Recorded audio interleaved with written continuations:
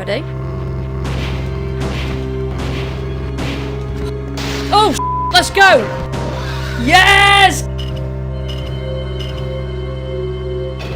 Oh, we've done it! Yes! I have played Resident Evil 2 blindfolded. What's going on, guys? I'm Holster and I'm going to talk you through how I've done this. So we have a current playthrough which we have been live streaming over here on YouTube. We're going to jump back into these streams to analyse the good, the bad and the completely blindfolded. Let's jump right into it. And here we are kicking off right into the danger. I didn't set us up very well at all on this one. I just kept running frantically into that fire. I didn't kind of move us a little forward enough just to set us up and get us on the way to Kendo's. But you know what? This is actually a very difficult area, especially to start in, because I've obviously never done blindfolded gameplay. I don't know what I was thinking, but trust me, it is hella fun. But yeah, it did take us probably about 45 minutes or something to smoothly kind of make it to Kendo's, get through on the way to the RPD. But honestly, once you put in a bit of time with this, it does get more bearable, I will say. But yeah, it was definitely, we had quite a few trial runs here. Well, make it past the fire, there we go. It's actually a very difficult starting area, just because how many zombies there are. Obviously, they just introduce you to quite a few right off the bat, right? So yeah, I think some time had elapsed and they had grouped there. So I think these ones around this corner, I think they'd got bored and come round. So I think pretty much kind of a clear path, I think, after this one. But yeah, I think we eventually made it. Yeah, into Kendo's! Ish. Oh, man. We're going to be in the window scene in a second. We're going to be breaking through the window with them. Straightforward. There we go. And we're into Kendo's. Yeah, getting to Kendo's was an accomplishment in itself. And as we can see, the dream didn't last too long. We was on danger just after Kendo's. I haven't actually seen that in years. You know when you're like on danger and like you say a zombie dives and then he literally falls right backwards on his back? I've not seen that in literal years, that. I mean, come on, man. You had one job, Hol. just didn't pick a side, just went straight into the zombies feast in there. And there we go, knocked right down again. It was really rough on the way to the RPD. I've got to say, the Raccoon streets were not easy to navigate at all. I think it was literally... I mean, I know the zombies are clumped in that area, but definitely like the zombie placements, they're just absolutely all over the place. So we made it for a lot better this time. There we go, and that is how it's meant to be done, blindfolded or not. But yeah, honestly, once you get to the RPD, I think it's a bit more easier in rooms. I'm definitely not saying it's easy, but it's just easier to navigate. I think, it, you know, just a slightly more enclosed space. You know, you can really kind of landmark where things are, sort of thing, you know, visualise where your pickups are, where the desks and things like that, the obstacles, whereas on the streets it's a bit more kind of free, in it, right, a more open area. Even like it in the RPD main hall, that was quite a difficult one to navigate. I'll show you in a second. So here we are, entering the RPD. It was a huge relief as well, hearing the main hall theme kick in there. Obviously, you know, you can kind of get a vibe of where you are, obviously by the soundtrack, but yeah, when that kicked in, I did feel a massive sense of safety. But yeah, as you can see, hugely open area. It's very easy to, you know, just kind of get lost in, basically, kind of lose your bearing where you are. But obviously, you can use the doors as like a landmark. Obviously, they're all locked, apart from Marvin's room, first off. So obviously I knew that was the double door, so I knew to run up and then, yeah, just in the little opening there and then meet Marvin. I was so happy to make it in there. I don't think he was too thrilled though, because he's in bad shape. There's me cheering, there's Marvin like, Urgh. But yeah, back out of Marvin's room. Well and truly lost here. You see, I did too much of an arch there. Yeah, I did backtrack a little bit, but took that kind of corner too wide, and I missed the opening of the you know, the main desk to get to the computer to use the ID card. So backtrack again, and yeah, sometimes, like you say, you've got to really stay on track, or else you can really lose your bearings. Sometimes you can be so close as well. So obviously I knew I was taking the handgun bullets there, so I knew obviously that was on the side, either that or the ink ribbon. You know, you can kind of take a bit of an educated guess on what you're picking up. And it's so crazy watching some of the gameplay back. You can be so close, but then I just diverted away from it because yeah, and like you say, you've just got to really kind of visualise and just get an estimate of where you are. And it must be crazy for viewers, you know. Obviously we do live stream these playthroughs, and again, so close, but you know, in my head, obviously I don't realise we are there. It's either that, it's either obviously we've almost got to our objective, but I'm convinced we're completely lost, or it's literally vice versa. Sometimes, like, I'm convinced we're right near a door or near a pickup or about to do a puzzle, and we're absolutely no way near there. It can be a mega surprise when we do take off the blindfold. So yeah, basically, it's not 100% strictly blindfolded playthrough. So when we do reach the save rooms, I do take the blindfold off, and we do kind of reevaluate the inventory, things like that. Because I'm not at the stage at the moment where I can, you know, memorise what I've got in the inventory box, things like that. It's more like, you say, I'm trying to nail navigating around, basically, and just kind of getting through the game. The organisation is a little next level with that. And yeah, to just ease the experience, we did end up putting it on invincibility mode as well. Just so, like you say, it's a bit more of a chill kind of playthrough, because you guys saw how easily I got on danger earlier, and the liquor would inevitably add to that. So it's nice to take off the threat, you know, invincibility mode, and we were undamaged. Almost. Sometimes, man, it feels like you got it so planned out, but you just missed the door. I think I peeked there because we didn't have invincibility on. Yeah, we haven't, so I was panicking a bit there. See, that's where I kind of panic. But obviously, with invincibility on, I'm not kind of panicking like that. I'm feeling, oh man, I have to look in case we're really stuck. So, do you know what I mean? So it does kind of take that kind of weight off that we can't die on it. So a little more chill there. We eventually made it away from the liquor. So, yeah, obviously here, like I say, you're heavily reliant on audio cues on this, really. So, obviously, you can see we're running on a wooden floor, so I knew we was at this kind of, you know, like the desk, the podium sort of bit. So, obviously, we do want to get through to the next room to use the lighter, you know, on the fireplace for the first jewel that we obtain. And then, obviously, again, footsteps will change on this hard floor here. So, I knew we'd made it through. So, like you say, just kind of keep edging forward, and that's another thing, when I'm pressing to check things, obviously if it goes silent, I know that we are checking something, so, you know, you can give it a shot and go and use, you know, items. So obviously use the lighter there, and there we go, there we have it. That was our first, like, little tiny puzzle that we did accomplish on there, so I was really stoked with that. This damn puzzle, I did reset this a few times. It was a valiant effort, but I did need to peek at times to get this done. Really difficult one, this one. Obviously, the huge specifics of it, not to kind of obviously kind of soft lock yourself with this one, you know, pushing the statues too far. And then, yeah, as you can see, did a little bit of push on the statue, then wandered right off. See, at the minute, you know, I would have thought I was at one of the walls or something, then obviously, like, take a look if I'm completely stuck, and I'm like, oh man, I'm no way near, you know. So I did have a go at moving the other statue as well. But again, like you say, you've definitely got to know how many pushes to do each statue on there, because as you can see, I've completely ruined it there. It's right up the wall, so I can, like you say, the good intentions were there, just not quite, and then I can't move it across now. So very easily ruined that puzzle. We did legitimately complete other puzzles later on in the game. This one was definitely a more difficult one. I think simply because there's so many opportunities to mess up. And see, I'm pushing it this way, and I think I'm probably guessing we're at the other statue, and I'm literally pushing that one back. So yeah, it's a real complicated one, that one. And obviously there are a couple of green herbs next to the save room, so I knew to obviously just turn and go there. There we go. And so as soon as the save room kicks in, you'll be able to see that relief. There we go. So this would be next level, you know, to literally memorise what we have specifically in each slot. I think I tried to an extent here, but I did agree.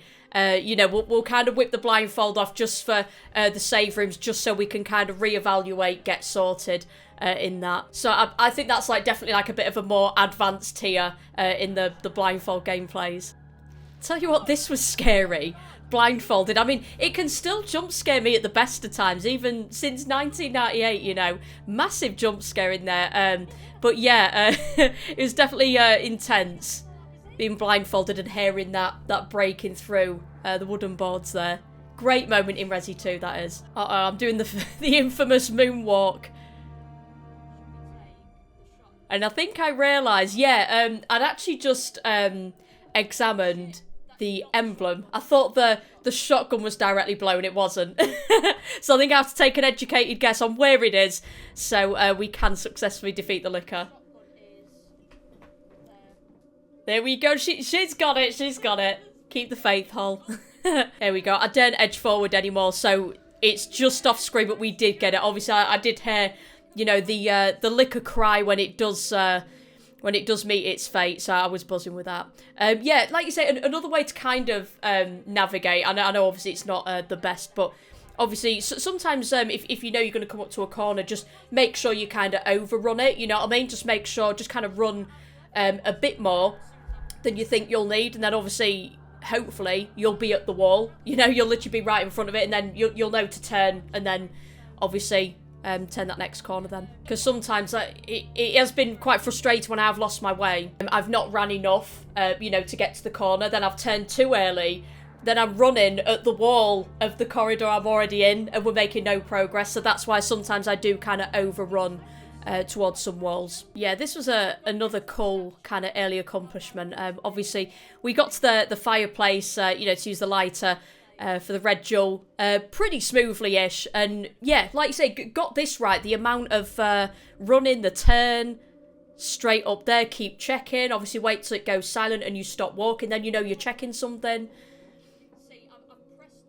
And literally, here in the stream, I'm explaining what I've just explained to you guys. You know, I know that we're checking something, so hopefully this is the statue. So that's how, like you say, I know we should be there. Honestly, these little victories, guys, are fantastic. It's so damn satisfying. I'd honestly tell any of you guys to play this blindfolded. Like, it was a frustrating segment right off the bat. I'm doing a cheeky flex there. Hype in the moment, man. But yeah, like you say, at first when we was in that very first, you know, kind of open area, the alleyway right next to Kendo's, I was like, how on earth am I going to navigate this? But honestly, you surprised yourself. You can actually get used to this to somewhat, to some extent. You know, when I undertook this challenge, I thought it's difficult, but not impossible, you know? So this is pretty funny. I knew we'd use the spade key on this door. So I went in here with confidence with the shotgun. Because obviously you can take out this this feasting crowd with a couple few shotty shells. Didn't quite. Yeah, I thought I was kind of going up to them, then I'd antagonise them, then come back, and then we can shoot. But I literally ran straight at the vending machine there. I just didn't quite get the turn on it. Because sometimes I think there are the odd doors. When you walk in the door, sometimes Leon is looking a particular way. Sometimes you don't always go into the room head on. Sometimes he is turned ever so slightly. It's in some areas, some rooms that I've noticed. But yeah, here we are. Luckily, we have made it past him here.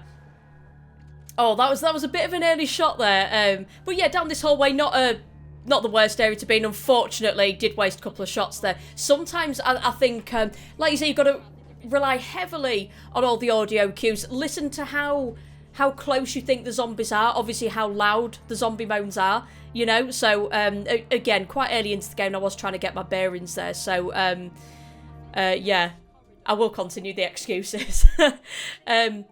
But yeah, misjudged it there. But honestly, we do nail some great gameplays, man. I told you I would show you the good, the bad, and the completely blindfolded. Again, this was a real difficult one. Very easy to screw up on, really, because obviously it's all a wooden floor, so you can't tell whether, you know, I couldn't tell whether I was, you know, kind of running towards the switch we needed to press, which one it was. Or, obviously, if I'd missed it completely and I'd ran down, you know, between the aisles of them. Very fiddly puzzle, that one. It's hard to estimate that. So I did end up pressing some switches. We did get them stuck together a little bit there. And eventually, we did press the right one. That's another thing as well. You don't want to, when you have the option, you know, obviously push the switch left or right. You don't want to kind of click too much and then obviously, you know, kind of click left, because obviously I had to press, you know, the button to skip the first bit of dialogue, and then, like you say, you've really got to pay attention. So yeah, you don't want to kind of press the wrong way. Got to know when you're making that selection between them. This was absolutely hilarious. Let me show you guys. This was really funny. So you see I've just walked down and then I've circled. I've thought that I'm kind of close to picking up the plug. Again, turning too early, and I've not made the turn there. I've just come back up the aisle. So I think my logic here was just keep moving. I'll eventually get it. You know, I'll eventually keep pressing check, and we will get an item. So this is a few moments later. It's one of those moments. We'd made it to literally the other end of the library because I just kept running. I was like, we are in that area. I was so convinced we was near the plug. So I have no idea how, but I thought this was the plug. I thought we was way over that other side and I'd got the plug from the puzzle, and I forgot, obviously, there is another pickup in here, this red herb. And I was literally jamming just there. You confirm me with the plug. So yeah, this was a massive mistake early on. This was a really funny moment. Like I said, I did look at the inventory to make sure we picked it up. We absolutely hadn't. And everyone over in the chat, we're literally at Hol, it was the red herb. The moment of realisation right there. But it is not all mistakes, guys. We do have our moments of victory here and there. Sometimes, man, they are literally just within reach. You just haven't specifically got the angle. There we go. We do eventually pick up the essentials to progress with the game. So this is on to the next stream. This was way stronger, this stream, she says. This was just the warm-up, just escaping the crows. Again, you know, I thought I'd made that 10. I got caught on those boxes. Sometimes you can get caught on the odd items. You can overlook and forget, you know, that are in the environment. Things like boxes, you know.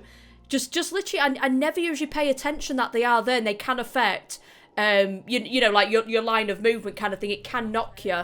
Because as you can see, we was on the way to that door. And yeah, we kind of got caught there, and it completely ruined, yeah, my direction there. I mean, he literally looks like he's dancing with them right there. I tell you what, this was a difficult area. Yeah, just couldn't set ourselves up very well. Coming off those metal stairs there. Again, you can kind of use the ground a little bit as a bit of a guide on where we're going. Obviously, there is hard ground here. Then once we're on the grass, I know that we are on the way. Obviously, we're on grass there. But very easy to get caught on the street lights. That's the problem. So it can change your direction. And like I say, constantly running into them. We've got an arm on us there. And yeah, like I said, we would have been on our way to the corner, almost there. Then that zombie got up. But yeah, we did continue. Did get there eventually. Because it's one of those, like, there are quite a few zombies out here. And it's one of them where you do have to kind of weave in and out of them, obviously, if you're not taking them out. There we go. Escaped being stuck on that street light there. And there we go. When it's that silent and you're just waiting for that door to push, it's great. It is great knowing that you are into the next room where you want to be. Don't open that door. Please don't open that door. I was obviously aware of that. Obviously, a couple of zombies do come in if you do activate that. So yeah, this is very easy to get confused with. Obviously, we've got a key item there on the floor. The valve handle that we need to obviously put the fire out, the helicopter wreckage. The ink ribbon, which is, like I say, not that essential, but I was convinced I had the valve handle. And then obviously the handgun ammo as well. So yeah, it's difficult when there are a few items quite close together, you know, determining which one you're picking up. You know, it's okay if you've kind of checked and you've kind of activated all three. You can obviously hear the inventory sounds, you pick them up. But yeah, I was really convinced that I had the valve handle here. And I had to make it all the way through this grueling courtyard here. And obviously I knew we was checking something here. Obviously you can hear the flames will stop there. Obviously they're quite noisy in this area, so obviously things will go quiet when you know you're checking something. So I knew we was close enough. I remembered the placement of where obviously our key item would have been if we'd have picked that up. So I was like, yeah, that's in, I called it slot 6. You know, obviously there's 8 slots there, so I kind of go 1, then the next one along 2, 3 and 4, etc. So I kind of number the slots when I'm thinking where things are. Then I'm wondering why it's just not working. So yeah, I will take you through, obviously, you know the difficulties, the obstacles that can happen when you are convinced you've got something. It's crazy. It's a real weird kind of illusion, because it's like I'm so strongly believing it and thinking it in my head, visualizing that I have got it. I'm like, why ain't it working? There we go. There's my realisation. It was absolutely not the valve handle that I thought it was. And these are the kinds of challenges that can happen when you literally cannot see what you're doing. So obviously the blindfolded walk of shame back to get the valve handle. We're gonna do this. We're gonna do it properly.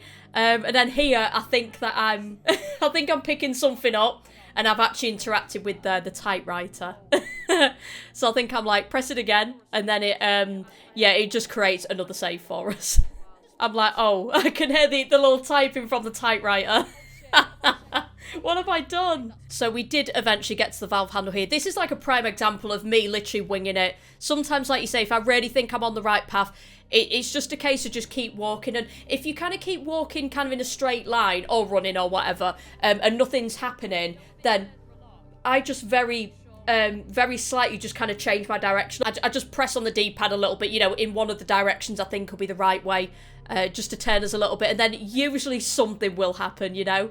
So that's another thing, you know, you can kind of just don't get stuck on running kind of in a straight line for ages if nothing's happening. Start to, you know, change your direction a little bit. There's something I do just here.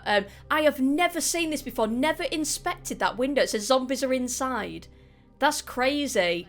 I never knew that was inspectable, that you could, yeah, that's crazy, man. That really took me by surprise. It's unreal that the things you can find out, you know, the game's been released since 1998, you can still discover other things. So this is where, obviously, I think I probably would have been checking somewhere. I was like, what are we checking, though? You know? But obviously, I didn't see that at the time. That's a really interesting screen. I had no idea you could check that. So it even says zombies are inside. You know, just a quick one about that window. You know when it says zombies are inside? If you interact with that door, and obviously the zombies come in, you can kill the zombies, and then obviously if you try and exit out that door, it'll say it is too dangerous to go back outside. So it's a bit interesting with that saying zombies are inside through there, but then obviously they're coming in here, and then you try and go out, and it's just saying to go outside. Just a heads up as well, this is another thing you can get stuck on. Again, you know, I'm saying, look, I can't move. I'm checking something. I think this is the valve handle, you know, where we're going to use it. And like you say, if you don't get through that kind of, you know, gated area, it's so easy. Again, look, I'm trying to use the valve handle. It's quite easy to get stuck on the flames. Yeah, if you're not careful. But I think, obviously, if you kind of go too far into it, you will obviously jolt back, and then you'll know then. So yeah, I think I was backing up here to obviously try and correct that. But yeah, we brought it back and eventually used the valve handle there. Sweet victory, baby. Oh, as you know, this little room here, yeah, we made sure we had the handgun parts for this. Quite a few in this one, so I didn't attempt any dodging. Just take them straight out, man. But yeah, we didn't do too bad considering here. Now, this was a really cool victory. Obviously, cutscene starting, so I know we have made it into Marvin's office. And then he's turning into purple-headed Marvin. So just knew to back up a little bit. Didn't quite get the shotgun up to decapitate Marvin there. I was obviously thinking act quickly so we don't take damage. But we did escape, obviously, without taking a chunk out of us there. So really cool to defeat Purple Marvin blindfolded there. So we do get the wins and we do celebrate them. So this door from the main hall, it's good to approach this one through this way. Then obviously all the zombies are clumped together.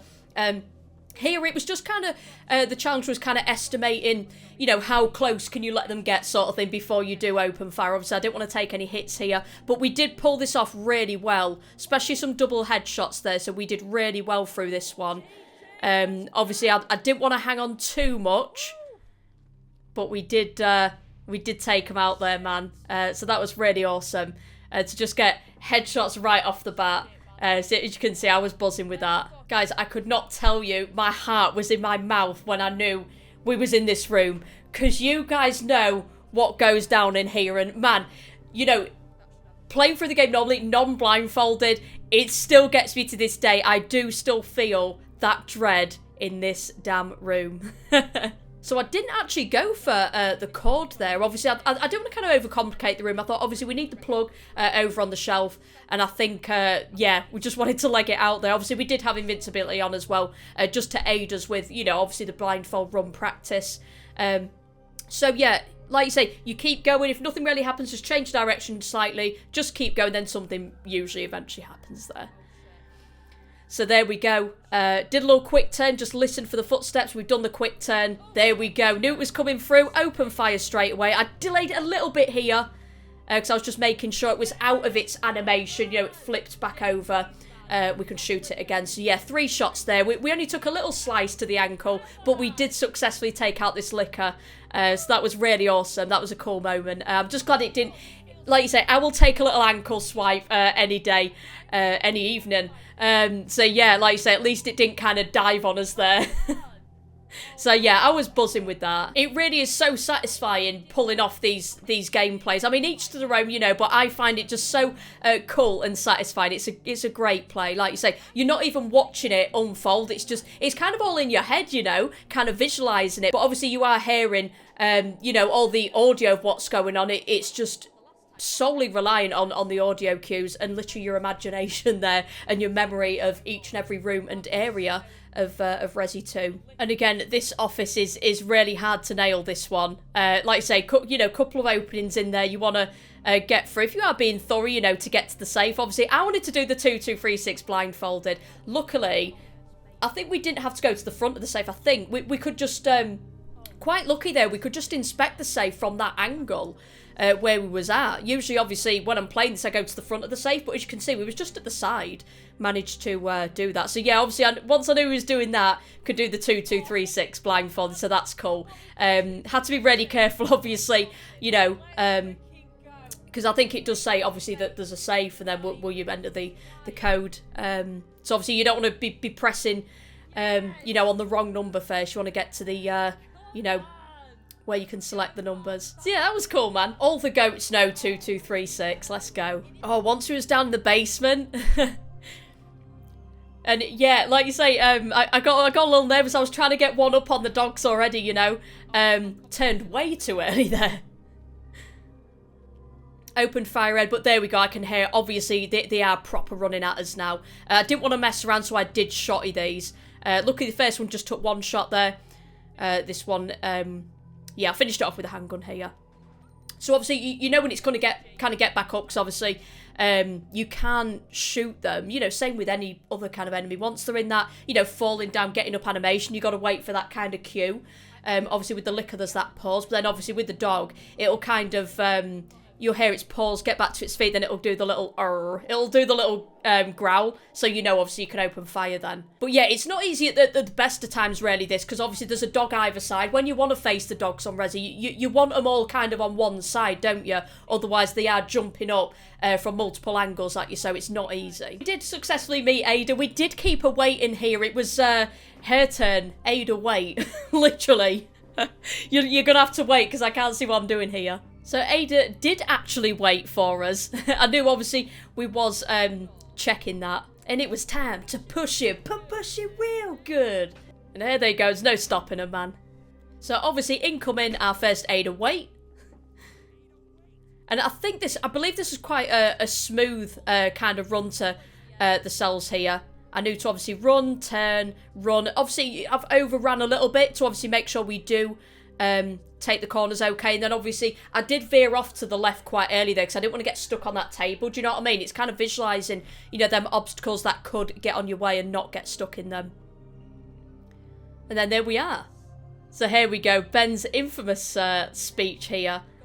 I did have to put the blindfold up to listen to this one, but it won't be easy. The pixelated hand is literally the statement for the blindfolded run. Right from Ben, it won't be easy. So shortly after we was onto Ada's segment, and man, this was a challenge, this puzzle, I've got to say. So this actually did take a few attempts, you know, kind of exiting the room, setting ourselves up again, but we did have a successful puzzle attempt here. Really awesome, this.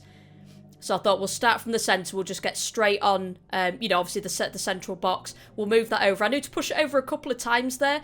And then, yeah, it's just being, like you say, just precise in, you know, kind of taking a step back, turning, face the box, move that, you know, and you know, obviously you have to climb over the boxes a couple of times, so you know, you're doing that because you can hear the changes in the footsteps. You can hear her climb that, so you know you've successfully done that.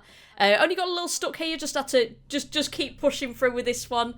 You know, I was convinced we was in the right place, so it was just a case of I was kind of guessing myself here. But yeah, push that into place there. And obviously I knew we did have to turn there. I did take it at a diagonal angle there, because obviously not to run into the box. Kind of literally where we started. But again, just keep going and just keep turning a little on the D-pad till something happens, and miraculously we got that third box. I knew we was moving it successfully, like you say, all the way into place. And there we go. I did that check. I did the final check to make sure we'd got that, so I was absolutely buzzing. So that was really cool, managing to, you know, just nail the specific kind of movements and direction in moving those. So yeah, you know, the autopsy room is not going to be an easy one. Even, yeah, you're really tight for time to get out of this one undamaged. Like you say, you've got to nail the angle in this one. But yeah, obviously it should have gone there, but this is an example, turned too early there. And obviously I thought I'd cleared it, but not enough there. So yeah, as you can see, we're literally where we started off. But luckily that zombie kind of directed us. That's another thing as well, it can throw you. You know, if you do take a bite by a zombie, you know, by the time he's like threw him off him, sometimes it can change your direction. In this one, it literally worked well for us, you know, but sometimes it can change where he's obviously facing. So it can definitely throw you off course there, but it actually worked to our advantage in this one. But yeah, like you say, that was an example of not kind of running off and taking that corner around the, you know, that table. Oh, this is definitely one of my favourite puzzles. It's up here with the box puzzle to, you know, complete this on the blindfolded playthrough. This was really cool. We did eventually nail this one. Again, definitely coming into this, it was paying attention to the footsteps here, because obviously it's more of a, I want to say it's like a shiny marble kind of floor here. And then obviously once you kind of cross over to where the, you know, the lightable King, Queen and Jack are, they're on like a wooden floor. So once I'd cleared that, I knew we was on that. And it's not too difficult. Like you say, if you do kind of visualise it in your head, really. Yeah, just kind of how far you're running and where you're stopping, you know, to light each one. So it did take a while here. Then you can notice here, obviously I stopped there and I was acknowledging that the sound of the footsteps have changed because we are on the wooden floor now. So I knew he was there. And again, I did keep moving, got ourselves off course, but you can correct it. Like I say, I did back it up and then got back onto the wooden floor. So go forward enough, and then I knew I was obviously checking that where you initially start, you know, using the lighter. Lighter's nice and easy to find. Obviously, it is just above your inventory. So obviously, you can obviously hear it, that you have lit that. So it's just getting this angle right, not to light the Jack first. That's the first one right next to us. So, you know, I knew obviously we had to take quite a few steps to make sure we cleared that and got the middle one. So I knew obviously I kept inspecting that basically, because I was trying to look to obviously light one of these. This did take quite a while to get right and just determine that I was there. Obviously I was just a little just nervous of ruining the puzzle kind of thing, but obviously yeah, just kind of took that care to make sure we got enough steps in. Then I was hoping for the best that was the middle one. Obviously, you know, you can continue further down to the King then, and then all the way up to the Jack. There we go. I actually don't know if you can turn the faucets off. I'm not sure. So yeah, there wasn't really any danger. I just knew to kind of go straight back up. I heard the little pause, the drop of the cog, boom, and we completed the puzzle. There we go. So I just had to check and verify that, and I'll just celebrate with you guys. I was really happy doing that one blindfolded. Yeah, that was a real satisfying one there. It's actually insane, you know, when you, yeah, like you say, you just keep getting the graft in, and, you know, then you're literally doing puzzles blindfolded. It's so damn satisfying. It's mega cool. So now entering the area to use the crank and then the cog up the stairs. Again, you can forget some of the things, you know, because obviously when you do play through the game, you don't normally, you know, if you just kind of play it through and you know what you're doing, like, I'm not used to inspecting things like that, you know, the rusted gear. So for some reason, I know obviously it was a bit early to stumble into, you know, rather than the crank slot that was a bit further on. Yeah, I didn't realise, like, I was actually inspecting the rusted gear there. I actually thought it was at the crank handle slot.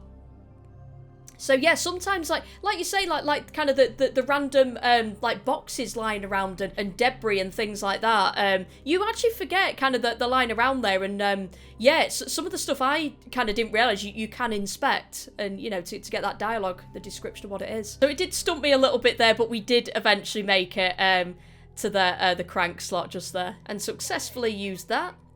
Got the steps down. And really, there's not much space to go wrong here, but I think I took maybe a turn too early, so I had messed up our little, you know, turn and run sort of thing, 'cause it's kind of easy enough to get to. Not the best, not the worst, though.